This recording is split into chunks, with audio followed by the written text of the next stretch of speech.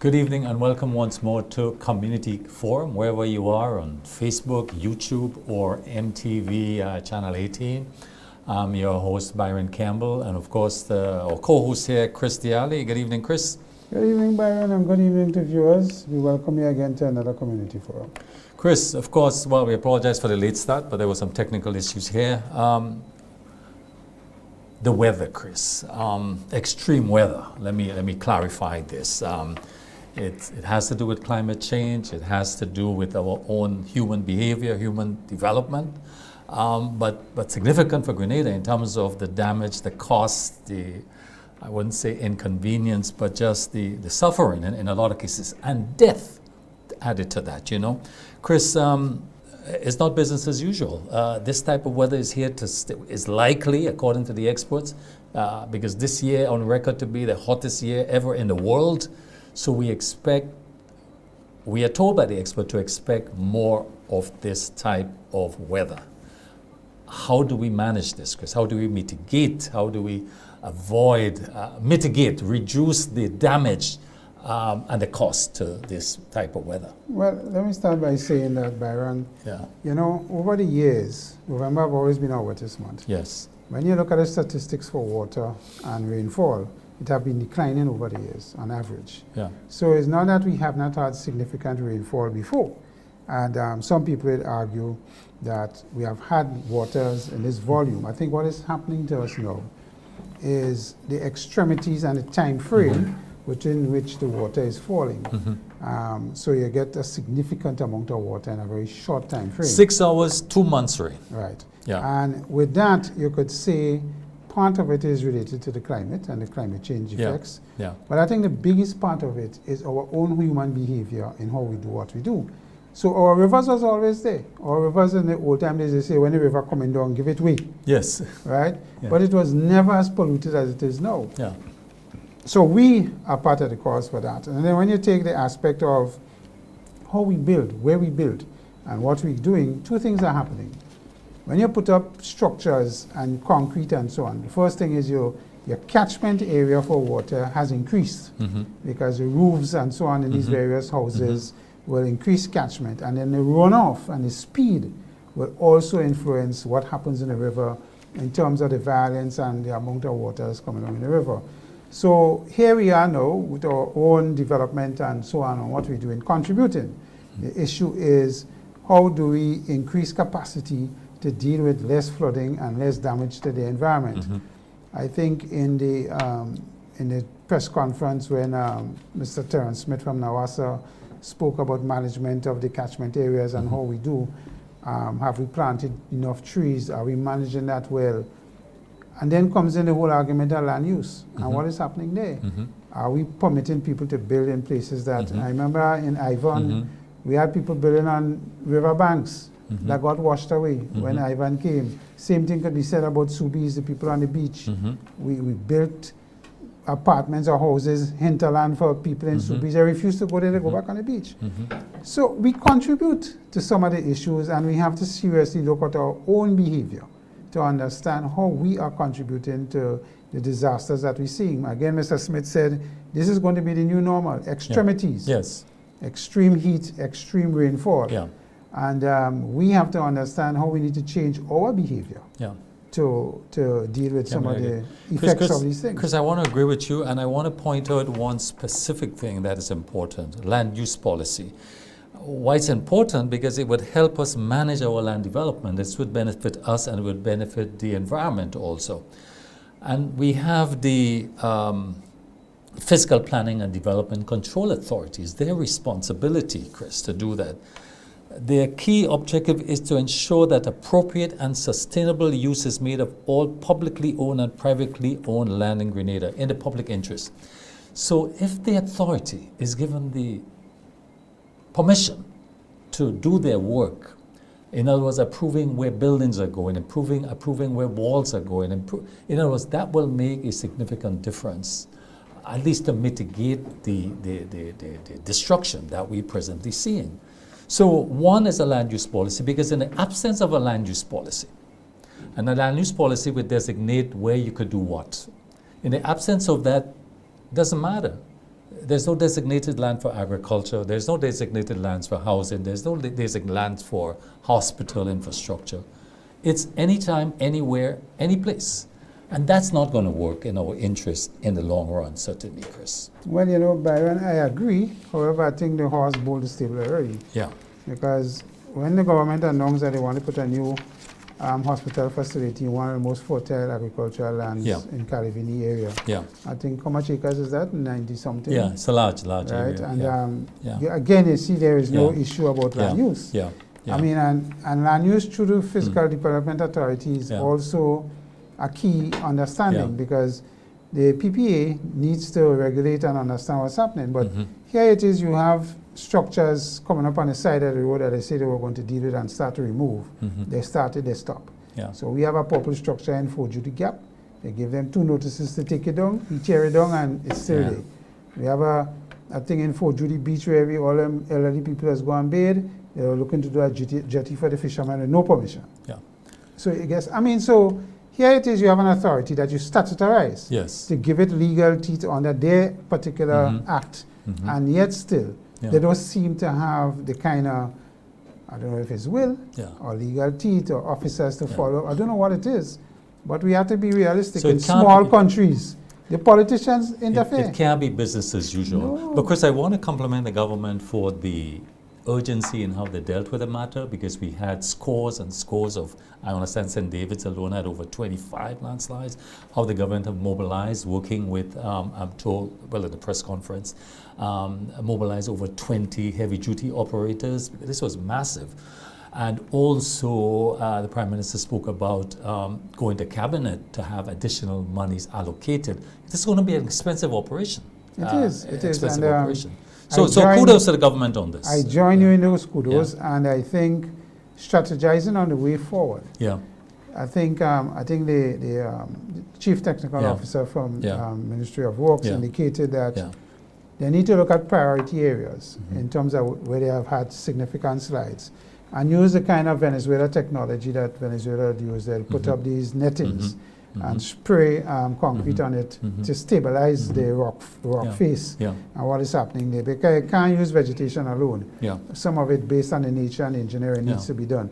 So there is going to need to identify priority areas and do it in phases, because if the extreme weather continues, you expect more slides. And I think there's an urgency to complete the River Road flood mitigation project also, because as we observed that the initial outflow came from that flat bridge that I think it's part to be rebuilt, and also areas where there are additional walls to be erected. So I think there was some urgency. But I wanted congratulate NAWASA too. I don't want us to forget NAWASA, Chris, go ahead. Because a major. NAWASA have been stretched to the limits until they have to hire temporary staff to clean the dams. And as soon as they clean it, the week before, rains come again, they silt up again and so on. And that is ongoing issues that we have. And you hear people complaining, they can't get water out, and NAWASA cannot release because the silt. And what's happening, the turbidity of the water is significant. So they were giving you a couple hours a day, which was commendable. And they've been repairing leaks and so on, because all the slides, and I have people comment, unfortunately, and say, why they're running all the pipes on the surface? Well, where you go run it? When you come out from the main pipes in the main road under the ground, you must come up above surface. And it's expensive. They indicated they've spent over $800,000. Clearly, it's going to pass $1 million. But Chris, COP29 is taking place. Our Prime Minister is back. I heard him talking about in fact, while he was addressing, and he indicated he had 3 minutes to make his address. While this was happening, we're actually experiencing floods. So it was live for him, and his remarks, but I think also noted the tangible benefit coming out of COP29 is that I understand we have signed an agreement with one of the concerns there to investigate, do a pilot project on wave energy. This is producing energy from waves, from tidal waves, yes? And that's exciting, I think. Barbados is already experimenting with this, so kudos to Grenada in terms of going forward with it. This is likely to take place on the Atlantic side, that is the East Coast. So this is a good development. I'm not excited. Why not? We have to try everything. That's green, I'm not excited. because I don't think we have, part of the wave energy is to have Yeah. constant wave action, The Atlantic coast at a certain level. level? Right? And what they're doing is studies. Yes. Now, we had studies done in geothermal. And there's a project that's Right. actually existing now, you know, it's happening. Which as we I speak. think we should pursue more than wave energy. Yeah. We have turbine things with the wind on the same Yes, yeah. East Coast where Yes. some studies were done and Yeah. there's potential. Yeah. Why we don't pursue this instead of going to look to the wave energy? I'm not Well, we have to excited. try all, Chris. I'm not Let me excited. say. And we have sun more Let than me the say. air. And The other thing, so- Chris, is that we have to be very proactive with accessing green development assistance. I'm talking about the GEF and Adaptation Fund and the Green Climate Fund and those, because that is where the money is going to be, development finance is going to be. So let me just comment on COP29. Yeah, fine. COP29 Yeah. again has concluded. Yeah. Again, we Yeah. have not seen any tangible monies sent to the loss and rebuild fund or whatever they call it. All right? Hasn't ended yet. I think it's on a weekend, Chris. Yeah, but Yeah. It's nothing, probably, nothing. we don't know yet. We need $1 billion+ in the fund, I know, and we just I have know, few hundred I know, million. I know. And the other aspect of Yeah. this is this is supposed to be grant funds to us. Yes. Now, also took 6 years to get money from Green The Climate bureaucracy is, Fund. And if we have to deal with the floods and thing and what's going on in Grenada and strategize the way forward to mitigate and reduce, yeah, we need Green Climate Funds. If we Yes. wait 6 years, what will happen to us? it's too long. So Need it now. I'm saying, here we are in COP. We had COP29, so that means we had 29 more discussions before. And we cannot seem to get real with the issues that's happening to SIDS and the impact on SIDS. Prime Minister go and he spent time up there talking and so on as chairman of CARICOM as what's Yes. happening in the Yeah. region. Perfect. But what have we gotten tangibly out of Well, the loss and COP29? we don't know yet, Chris. Next week when we come back, we'll have an update on COP29. Okay. You are hope. Yes, I have hopes. Okay. There must be hope. Chris, we have to move on. A final thing, a little politics before we close off and go to our special guest. And let me announce that this evening we have Francis Paul. He's chairman of the Transport Commission, and he's also president of the Bar Association, Grenada Bar Association. So he will join us soon. Chris, but lastly, politics. NNP That's not has the last one. We have one after that. NNP has announced its convention for December 15. But here's a caveat. Apparently, if you're vying for the leadership position, you have to apply, you have to send in To be vetted. vetted, yes, by a committee. Appointed by who? I don't know, Chris. I don't know. Why are you asking me this question? Okay. So, I mean, this is the first time we're hearing about vetting Yeah. in conventions. Right. Probably the vetting, let us not cast aspersions. Yeah. Probably the vetting is about character and so forth Yeah, and so on. And, maybe. You know, although I heard the Prime Minister say that one of the candidates, you don't have no trust in him and so on and so Yeah. forth. But that's another issue. Not the Prime Minister, The the leader, expert, the the leader leader of of the the opposition. opposition, yes. So, I mean, let us leave it and see what happens. Okay. But at the end of the Okay. day, I mean, the vetting thing, I'm not even sure if it's part of the Constitution. if I it's a don't new know, thing Chris. that's But coming. anyway, it's about time to get to the convention, and Yeah. you need a functioning opposition. As Dr. Pierre indicated in our last session, Yeah, you know, yeah. this is critical. The leaders. There's another One matter last you thing I wanna wanted raise, to talk Chris. about. We didn't Yeah. talk about the agricultural impact Oh, that the God, floods Chris. have had. And here you are, a big agriculturist, and you forget that. Chris, this is bad. First of all, the roads are gone to the farm. Farms are flooded out.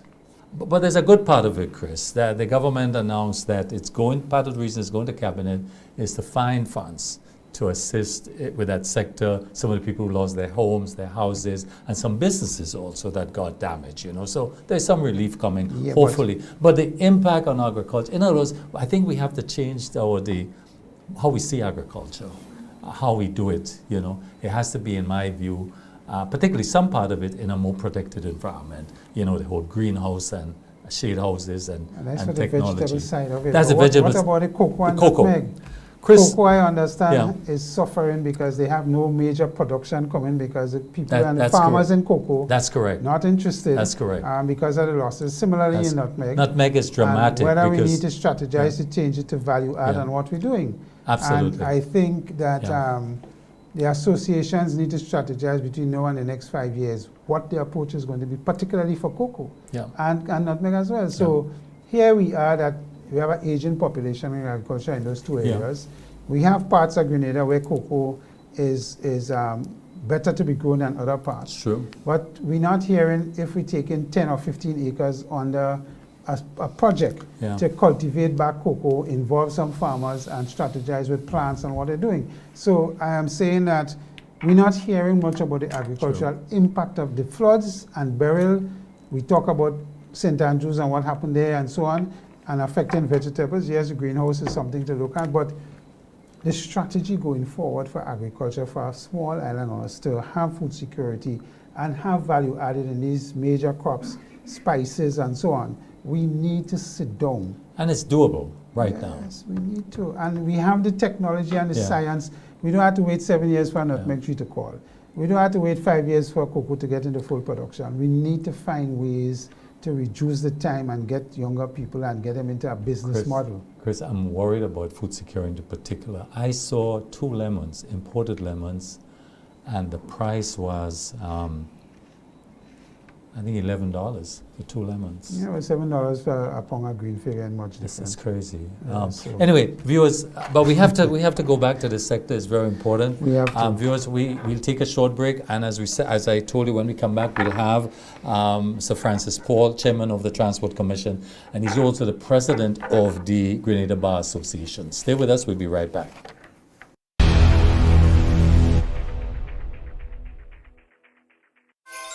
This Christmas, MTV is spreading hope and joy across Grenada, Carriacou, and Petit Martinique. With surprising families with paid groceries and 2 dream staycations for lucky winners from Carriacou and Petit Martinique. Join us for live celebrations from the Esplanade as we make this season about community, togetherness, and tradition. MTV Christmas, bringing families together, one surprise at a time.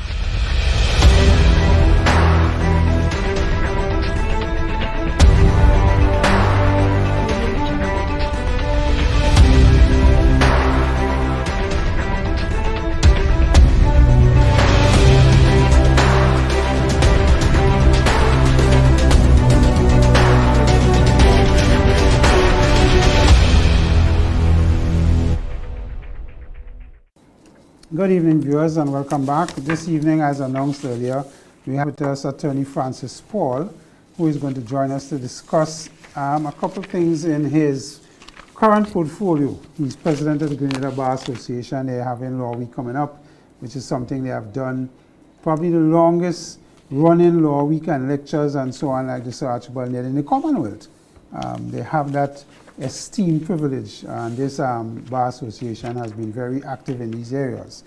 Francis is also the chairman of the Transport Commission? Commission, yes. That's right. And Francis has been a practicing attorney for 22 years, so you expect him to have a little experience in some of the questions we go through at him. But he's a lawyer, you know, they could wind their way out. Francis, welcome to the program. It's a pleasure to have you with us on Community Forum. And probably I could start with Law Week. Let's go there. Thank you, Chris. Right. Thank you, Mr. Campbell. Thank you. And Welcome. to the viewers and listeners. Just one correction. Law Week already gone. Gone. Yeah. Oh, Law Lord. Week was I didn't even know that. from October 27th to November 2nd. We had a very successful Law Week. All right, so tell us about it. Well, we started off on the Sunday with a church service at the Grandans Church. Well attended with a luncheon after with the members. And then Monday we had our media day. Tuesday we went into the prison visit. So we went to the prison contingent, look at the conditions, male and female prison. We made a contribution sponsored by one of the law firms, made a contribution in terms of toiletries to the male population of the prison, which was well received by the commissioner. Wednesday we had school visits. So again, GBSS, St. Joseph Convent, Presentation College. I think we had Grenville Secondary up in St. Andrew and some other schools. And the school visits was in particular to talk to the students about? Well, you know, historically when you have these visits, the students would want to know, they ask the questions, you know, what do you need to study to become a lawyer? How much money you make? And you don't want to know about the profession. But the narrative was a bit different, because I can tell you, Peter David and I and Aliyah Aboud, a young attorney, we went to GBSS and we switched the narrative a bit, and talk about crime and violence, the impact it can have on young lives as juvenile, and the impact it can have on your future. Right, and to resolve dispute or conflict resolution and methods you can use to resolve disputes. In the prison, the toilet facilities, I mean, years ago when I visited, it was terrible. Has it improved in terms of where they do what they do outside and no improvement. Everything in no improvement. No improvement. No improvement. No improvement. I heard our Prime Minister announce that he thinks there is time for a new prison. What's your thoughts? Well, I wouldn't agree with a new prison. Right, because the thing is, there's so many research and studies have shown that, the punitive measures, sending convicts to prison, does not work. And I can tell you that from my experience at Richmond Hill Prison. When you send convicts there, they come back out well learned. If I may add, last year, the CCJ at its conference, 7th Biennial Conference in Barbados, produced a document called the Needham Point Declaration. And that declaration is geared towards criminal justice reform. So there were several points, which was laid down and established in going forward how to have a cohesive way, a cohesive criminal justice reform across the region. And one of the points is to engage, like in the magistrate courts, it's to engage in alternative methods of sentencing and dispute resolution. Instead of just incarceration. Instead of just incarceration. And not only that, too, in focusing on the rehabilitative and deterrence pillars of sentencing, instead of, that punitive measure of just sending to prison. Sorry to go back there, but go ahead. I mean, you're talking about school visits. Right, so we had the school visits, successful. The Friday, one of the highlights, we had a mooting competition, a mock trial. And we have done that annually. Okay. It was presided by one of the High Court judges practicing the civil jurisdiction. So the students were well prepared, TAMCC students. And I'm telling you, I was very impressed. I was there, and the judge, he was very impressed. This is the 4th time he is presiding, and as he said, he can just see the growth. Every year you see the quality and the presentation, you see the cross-examining skills.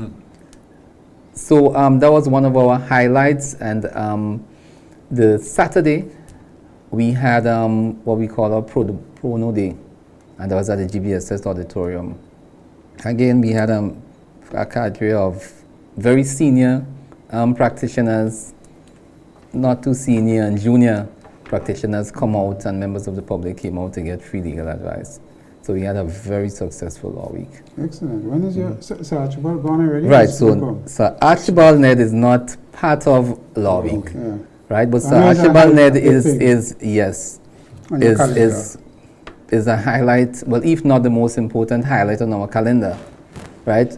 And I must say that this year is the 20th year. It started in 1996, but there were certain lapses, COVID and all that. So we entered the 20th production of the Sir Archibald Ned Memorial Lecture.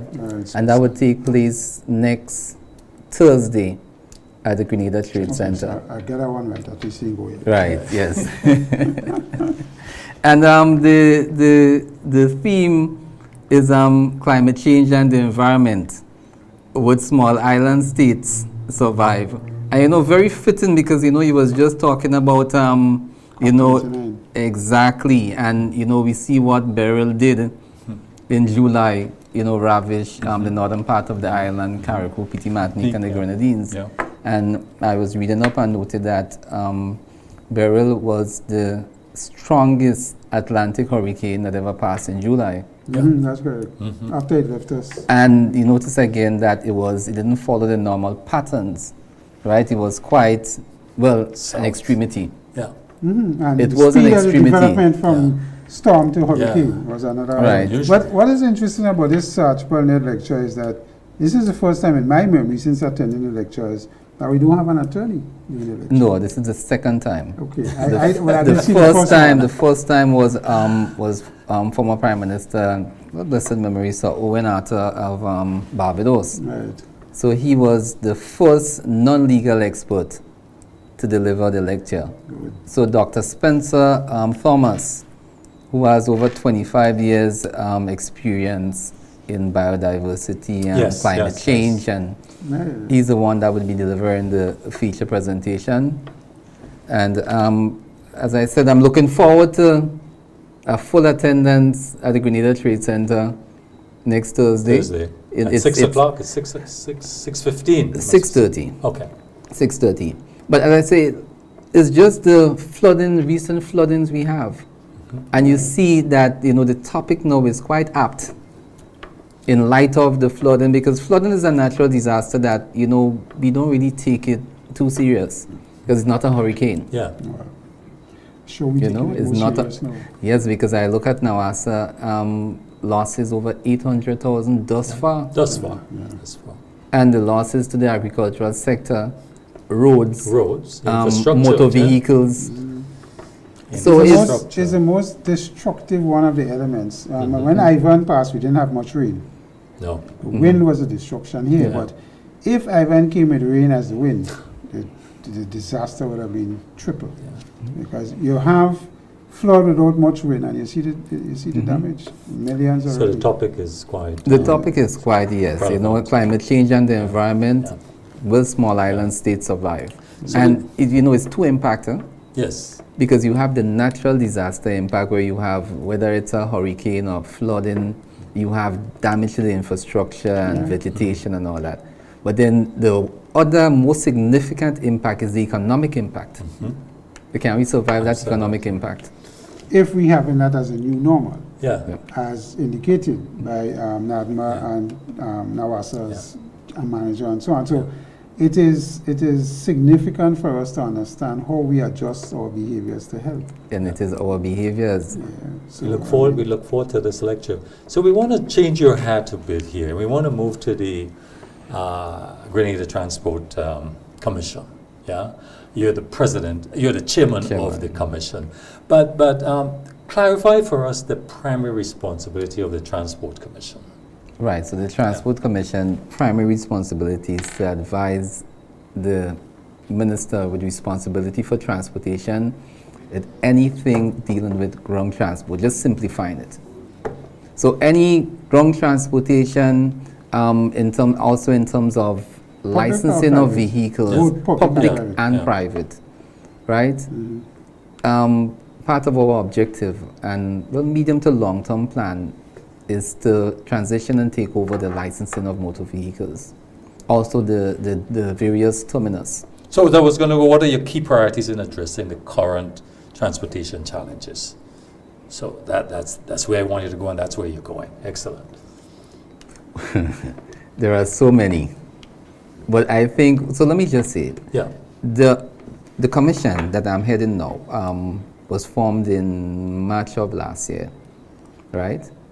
We have, I think, a complement of persons with various skill sets in the commission that we are poised to really transform the transportation sector and, mitigate the challenges as much as possible. Because I always say you cannot get rid of every challenge. You wouldn't get rid of everything that is plaguing the sector now. But we have a lot of things in place. Starting off in terms of staffing of the office. Yes. So we started last year with a consultant to set up the office, and admin officer. March of this year, we hired a CEO, in that of David Bartholomew, who come with a wealth of experience. Worked in Trinidad, he's from Trinidad, Antigua, Barbados. So he too, complement the commission and is well poised to lead as CEO and transform the sector. Now we continue staffing in terms of, we also have the warden program, the warden program, as well as the bus route sticker applications that was housed at the ministry. So all now moved to the GTC office, which is at the Kirani James Athletic Stadium. So we had some challenges from last Tuesday with all the flooding. Yeah, a lot of challenges. So when you come to, how they say, you're doing licensing of vehicles, Right. moving that That's to the GTC. aim. Yeah. That's the aim. Mhm. But years ago we had talked about how we do inspections to facilitate licensing. Well, And inspections, yearly licensing. That's Right. what I'm referring to. Right, so you're moving that from police. Move it away Bringing from that to the GTC. police and bring it to the And is it GTC. thinking that you're going to privatize that to some degree, the inspection part, and set up what we call standards for doing, right now the police flick your lights, check your handbrakes. Right. Yeah. Right. Which doesn't seem to be adequate in a one-year cycle, primarily for public transport. And I'm talking here about buses who have failed, go over the carnage with people in them because the brakes fail, because we don't follow up with checks. So we license you get a license for a year, but there's no further inspection, whether half year or whatever, for especially public transport. Are these things that is going to be considered? All those things are being considered, and I say the modalities have not been worked out completely as yet. Whether it would be, private garages that would do the inspection, but obviously you'd be expert, because safety is paramount. Safety is one of the pillars in driving forward the transformation of the transportation sector, right? Safety is twofold. You have safety for passengers in terms of, security reason from being attacked, particularly at night, vulnerable like children, women. But then you have the safety now, safety on the road in terms of reducing accidents and safety of the motor vehicle itself. So then you have that with the inspection would come in now to ensure that whoever inspecting is a professional. It's not just a cursory inspection. So, check your brakes, maybe do a short driving test, drive the vehicle. Yeah. Because you have to ensure, because the aim is, you want to have a transportation system that is safe, reliable, sustainable, so that everyone will feel comfortable. So Whether let's go- from all let's go to culture, reliability. background. Yeah. Yeah. Let's go to reliability, because one of the problems we face in Grenada, from a business point of view as well, and from what we just saw happening with the floods, and staff couldn't get to their homes, slides and all of that, and the private bus operators stopped early, some of them for safety and other reasons, and then people were stranded. The issue is twofold here from my point of view. From a business point of view, we don't have buses doing routes as reliable as they ought to. They stop at all kind of hours, 6, 7. They have cited security issues. They have cited other issues, hence the reason they stop early. But particularly for people working in the far parishes, right? They can't get transport after a certain hour. So that's part of the reliability. How does the Commission plan to address that? And the second thing is, because if I have a restaurant in Lansopine and I can't get transport from St. David's to go to have dinner and come back, I ain't going. So it impacts business closed earlier, employment is an issue as well. Is there consideration for having public transport alongside private transport to help alleviate these problems? Right, so thus far I can say no. We are looking, as you know, in following the transformation agenda, you want to ensure that you have less carbon footprint. So that's where you look to alternatives form of energy to power vehicles. And right now we're looking at EV. Yeah. Right? So in terms of pilot projects, sometime in the future we're looking at EVs to drive the pilot projects. But say that, side by side you have a public transport system with the privately owned and operated transport system. That's not on the agenda. In terms of Why not? reliability, Because we have Barbados doing it, we have Trinidad doing it, we have a lot of islands in the region doing it. Why not? Jamaica does it. Why are we not interested in doing it? no, I think that the private, how it is, the private sector, the private transportation, that it can be driven with the right policy.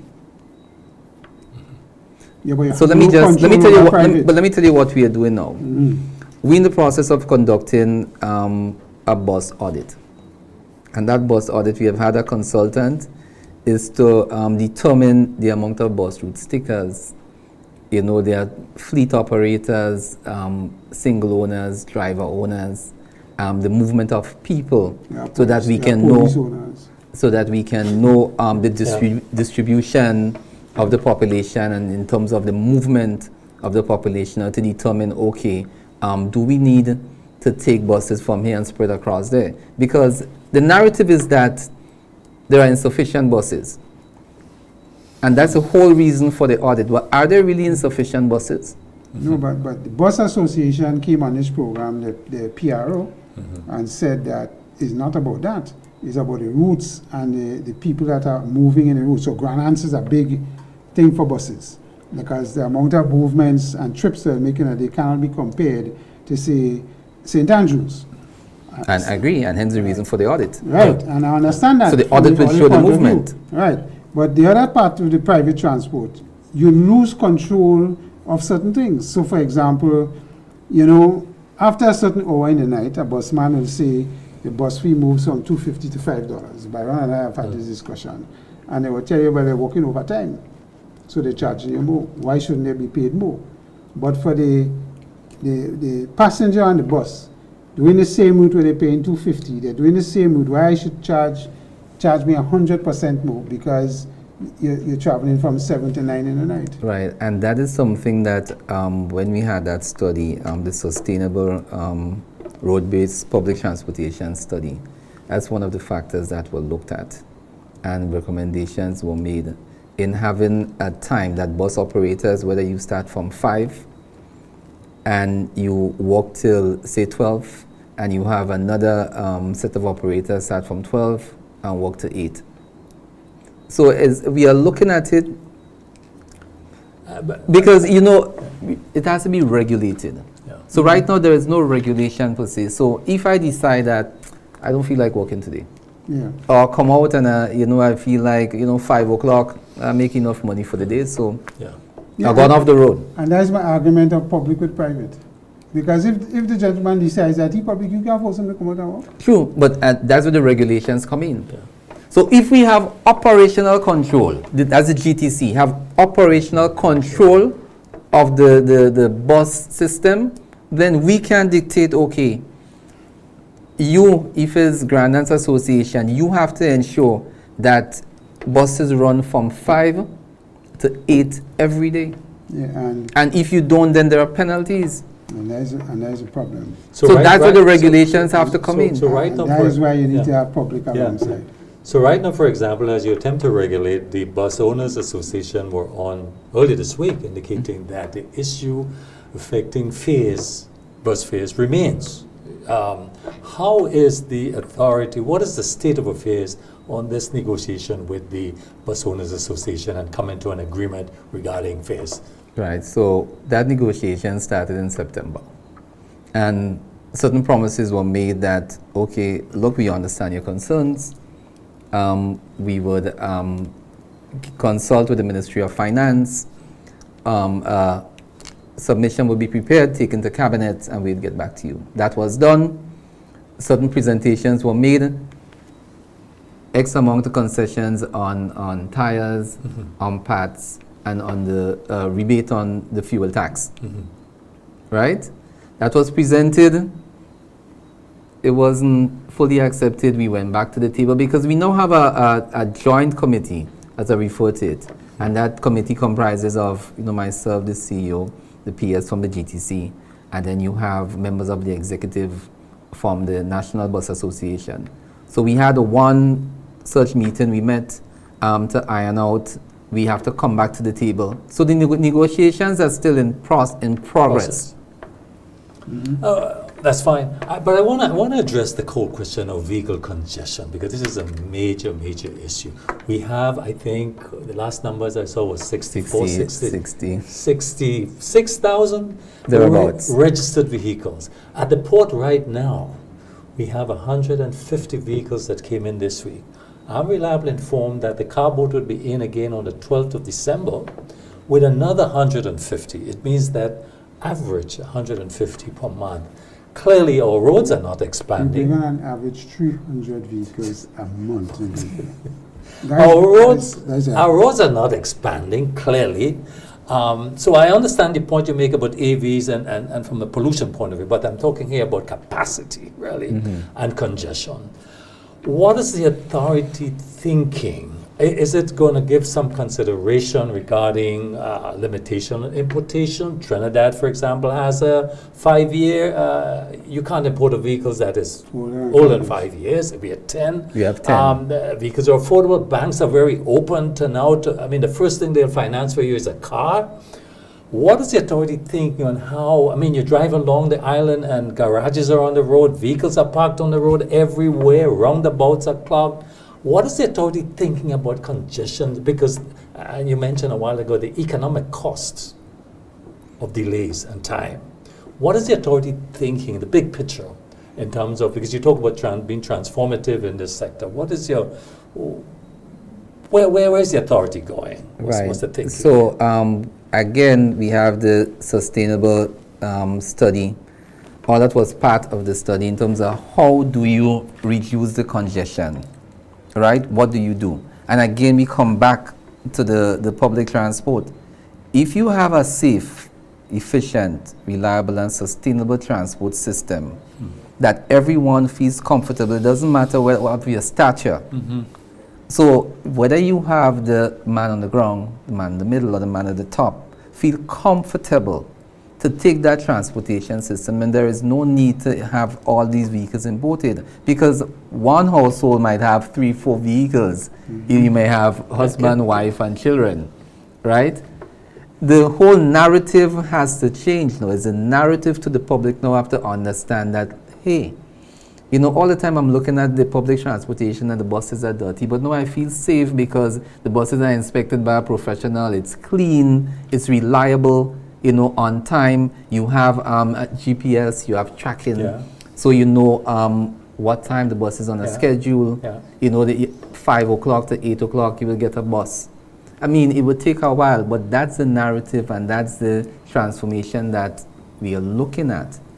And ride sharing, there's several recommendations that were made in the study to reduce traffic on the street and just on the public roads. Another thing that was suggested is that you may have, for instance, straight routes. So you come in from St. Patrick's, you go into Grand Anse, but you come from St. Patrick and you go to the terminus and you drop off, and then you take a bus and you go to Grand Anse. We have maybe special route stickers. So you have maybe 2-3 buses. You come from Surtees and you go straight to Grand Anse. So you avoid all the congestion around St. George's. Vehicles provide significant income to the government. Government will be, what's the motivation here to reduce? Because a significant amount of their taxes is raised by vehicles. 100%, 160% is charged on the importation of the average vehicle, used vehicle. Significant. Over 5 years. So government makes $5 and minimum $5 at every gallon. It's $3.50. $3. Yeah, $3? Yeah, okay, but significant revenue.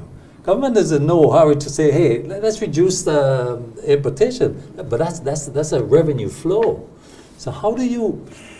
How do you balance? Balance. But you see, that's something I always say. Everything in life and in the universe is a balance, and if you take away from one, you have to put back to the other. Right? The point is, if we continue as we are, then where the vehicles would pass? Exactly. There are no new roads. No.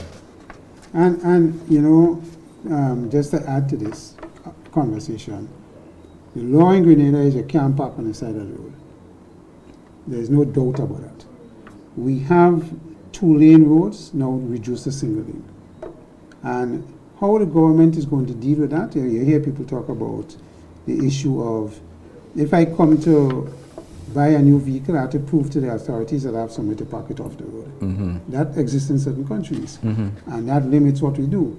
But this horse bolt already, and if government comes to that, you know what happening in 5 years?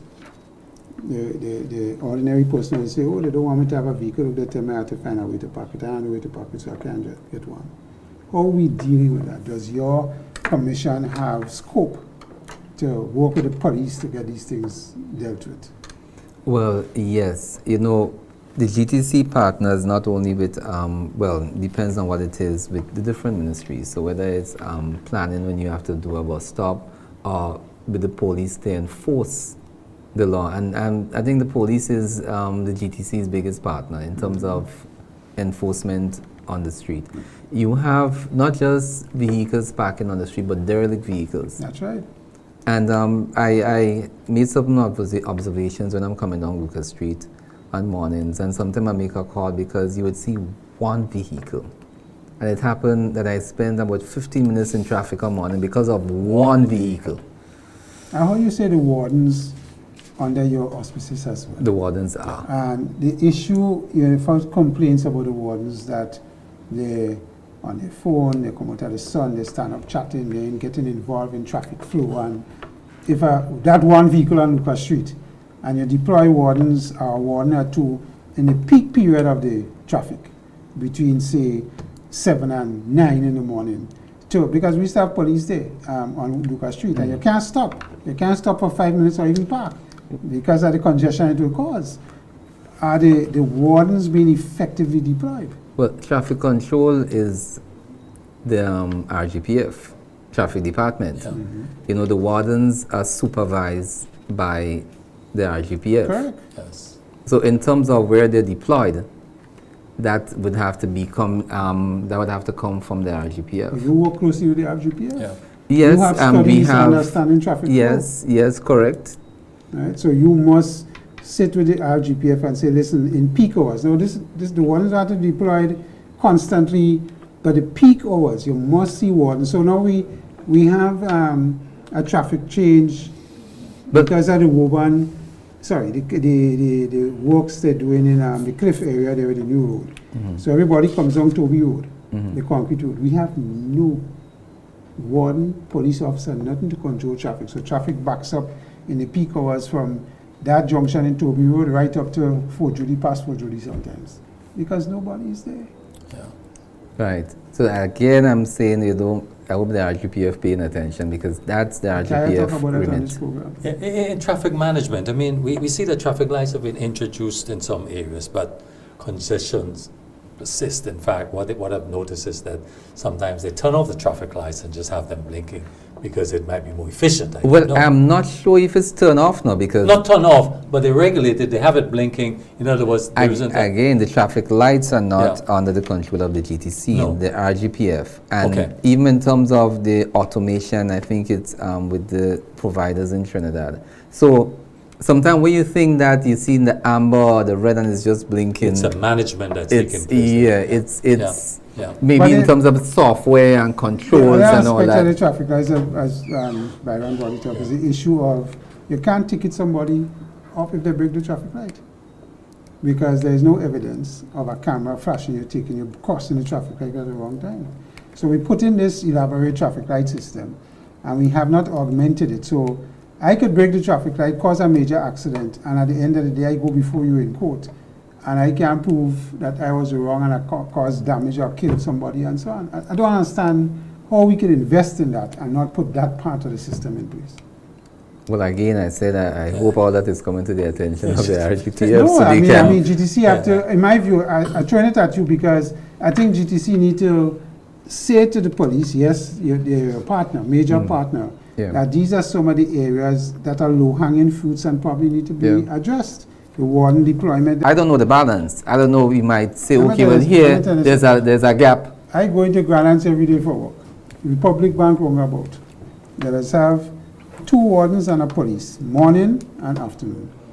Most times in the peak period, the warden stand up on the upper shelter in sun and talking on the phone, and the traffic building up, and nobody come. The police officer, sometimes they come and say, "No, you stop here, let's move and get it traffic through."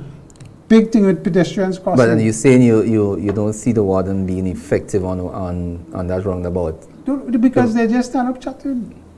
You know, they're not. They may stand up in the road, two of them, and they're looking at the traffic. Is something to note? Is something to note and discuss? Is the warden program? We also have to look. We also have to look at the program in terms of restructuring and revamping the program.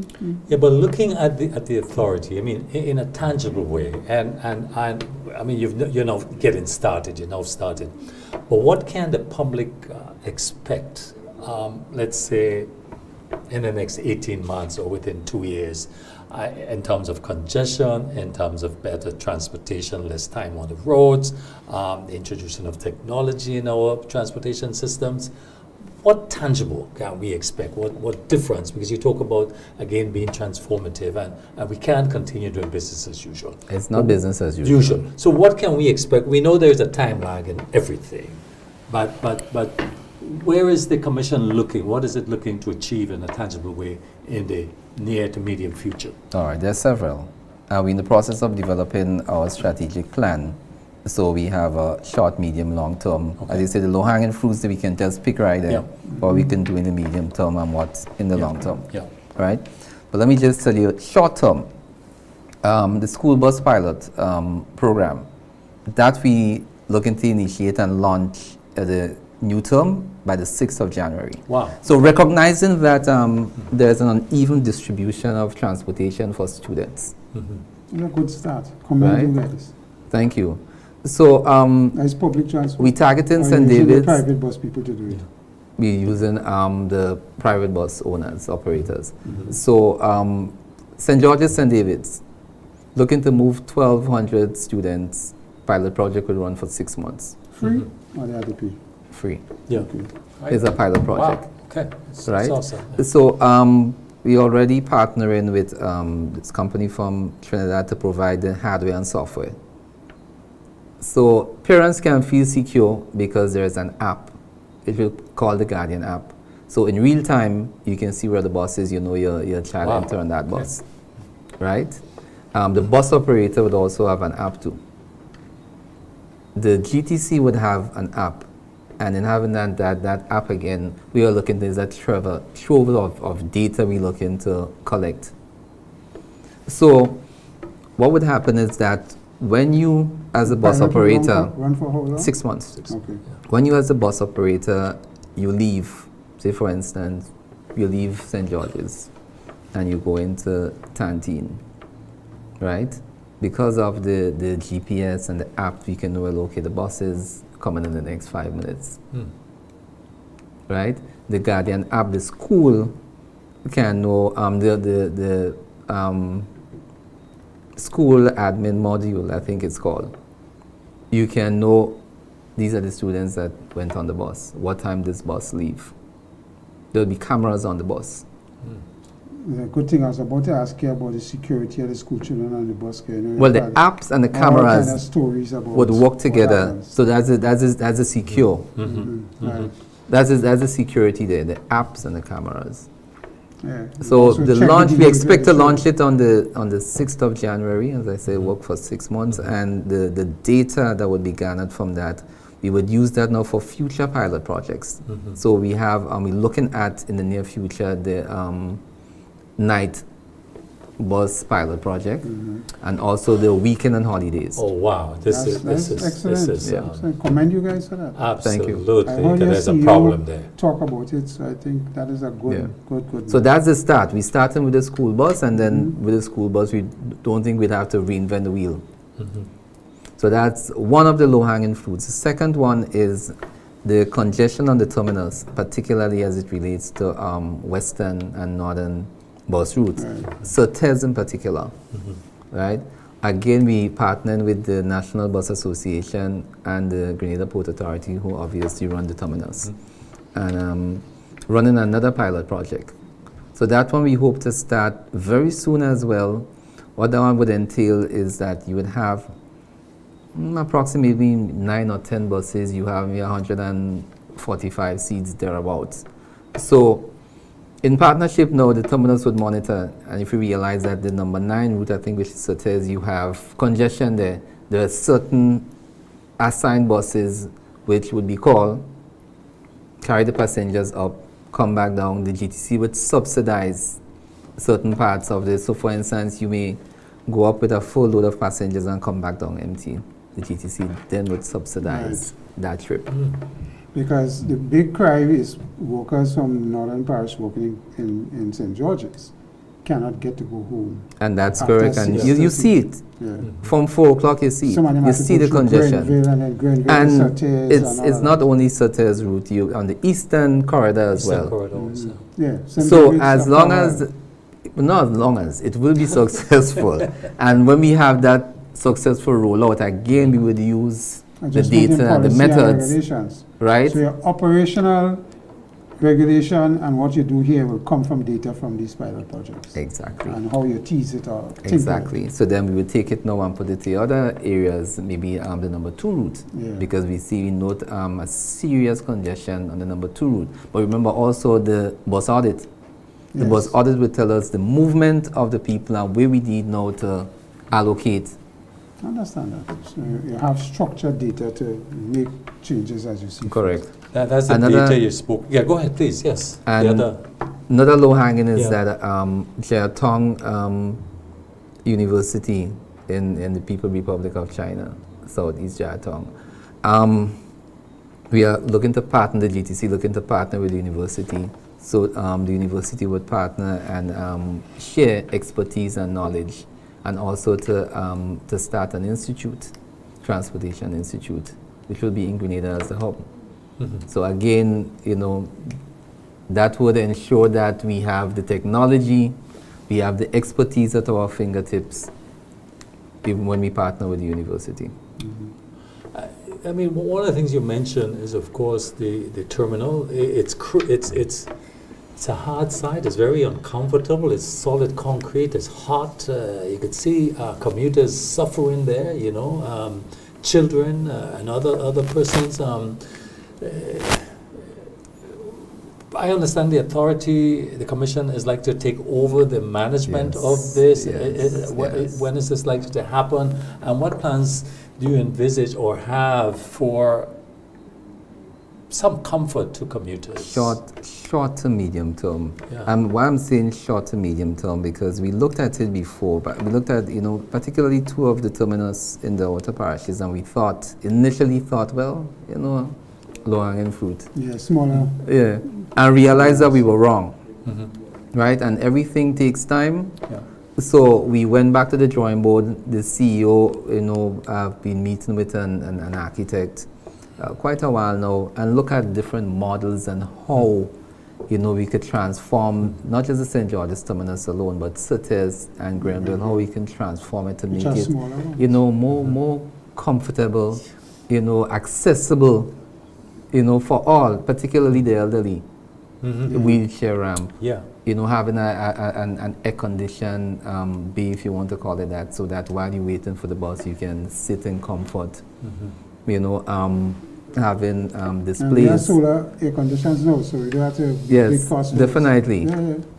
So Yes, we already toying in terms of drawing and models and looking at the costing, so And a big that part at the will be the end flow of the people in and out of the terminal. to transform the various terminals.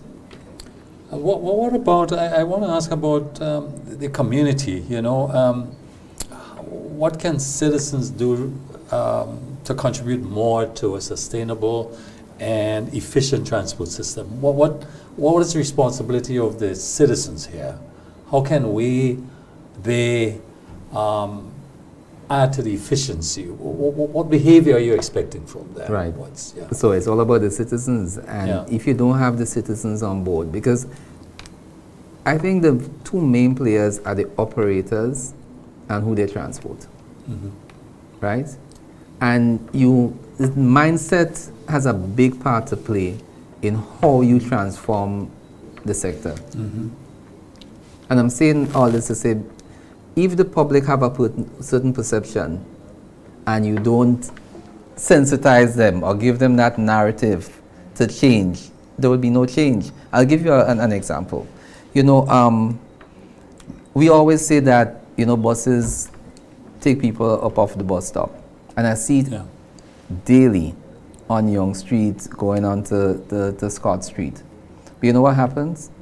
Because the folks walk down there, they see the bus coming and they stand up and they run for the bus, they look around too to see if, you know, there are police. That's right. They jump into the bus. And again, it's a narrative. So, you know, you have the hustle mentality. There you have the erratic behavior. You have no safety because you hopping into a bus while the bus is still moving. Whilst if you have a system whereby you have a scheduled system and you know you have to stop at a certain place, everyone know, okay, I'm coming out today. I'm making 5 or 10 trips. I know with that 5 or 10 trips I'm going to make $500 because I'm loading, I'm going out filled. You know, the system would operate more efficiently, more safely. You know, but you know, in order to do so, the whole perception of the public have to be on board. I'll give you another example before. I mean, I with you understand. You know, I see buses stopping at a stop to pick up one passenger, and then 10 yards up the road, they have to stop again to pick up another. The passenger 10 yards won't walk down. So I say I'm agreeing in that our psyche as passengers need to be adjusted as well. Yeah, you so cannot have a busman stopping every 2 minutes and then disrupting the flow. You have to help, and I get you. I mean. So in terms of the public and how the public can contribute, the public can contribute by changing the mindset. You know, as things progress, we would have press conferences, we would have messages to sensitize the public. And as we on, in terms of the public and taking transportation and buses that are P plates, private plates, because, you know, particularly the Granans Bus Association members are complaining about piracy, right? Every day they complain that, you know, you have these P buses and as they say, you know, the police not doing anything. I can't say that's the narrative. But if members of the public, you have to be conscious. And why would you take a bus with a P plate, irrespective of how much you're busy and you want to go wherever you're going, but with a P plate, and you know it's not an authorized bus, it doesn't have a sticker, it doesn't have a H, you know, if there's an accident, what happens? So again, that's how the public have to be on board and, you know, be aware, you know, sensitize. Is there a consideration by your commission to deal with taxi operators and each hires for taxi that operate taxi in terms of rates, licensing, and, you know, how they operate as well? Is there any look at that as part of your strat plan? That would be medium to long-term plan. Medium to long. Because efficient taxi service helps with exactly. It's not just as a public transportation bus, but taxis. They're all part of transportation system. Public transportation system. That's why I pose the question. We clearly run out of time here, Brother Paul. But what final would you have to say? Well, let's start with as in your role as president of the Law Association. Final closing statement there, and on the authority. Right. So in terms, I want to invite members of the public. Next week, Thursday, the 28th day of November, the Grenada Trade Center, 6:30 p.m. The theme: climate change and the environment. Will small island states survive? Would it be carried live? Yes, it would be live streaming as well. So it would be a thought-provoking and interactive session. Question and answers? Yes, there would be a segment for question and answers. The next time we bring you back as president of the Law Association, we want to talk about the attorney's behavior. Because we also wanted to talk about the abolition, the ruling on flogging, for example. What was the bar response to this? Anytime you want me bring it back. Only to talk legal issues. But Chris, there are some really good things coming out here in terms of the initiatives from the authority, particularly with the transportation regarding the students. The school bus pilot project, and workers on the on the West Coast. You know? West and So, Northern Corridor, yes. That's the low-hanging fruit that we aiming I at. really look forward to that. I mean, one of the things, I'm still waiting on the word from the technical person here. But how can we also make our existing, because one of the things are roundabouts, they're quite efficient in terms of moving vehicles, you know.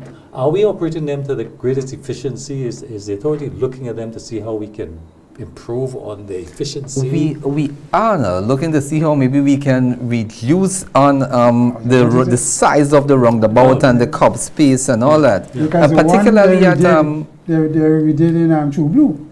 The junction is a smaller it's a smaller roundabout. And it's a far more efficient one, the Caracom roundabout. Yeah. Particularly the Sugar Mill roundabout. Yeah. Look at the size of the Sugar Mill roundabout and look at the congestion you have there Correct. daily.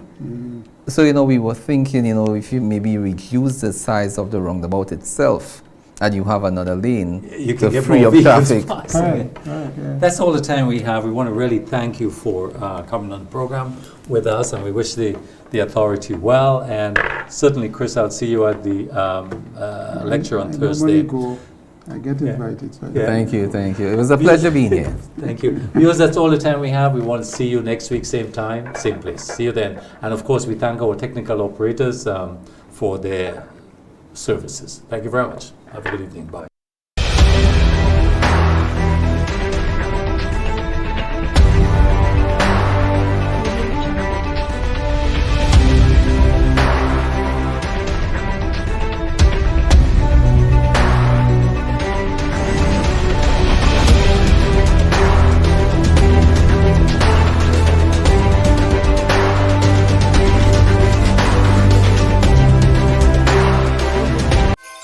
This Christmas, MTV is spreading hope and joy across Grenada, Carriacou, and PT Martinique. We've stopped pricing families with paid groceries and 2 dream staycations for lucky winners from Carriacou and PT Martinique. Join us for live celebrations from the Esplanade as we make this season about community, togetherness, and tradition. MTV Christmas, bringing families together, one surprise at a time.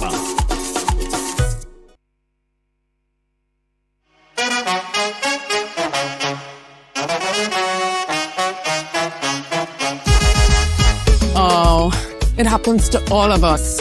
Low on cash and in need of money right away. Play Instacash Monday to Sunday and there are no draws. So what you saying?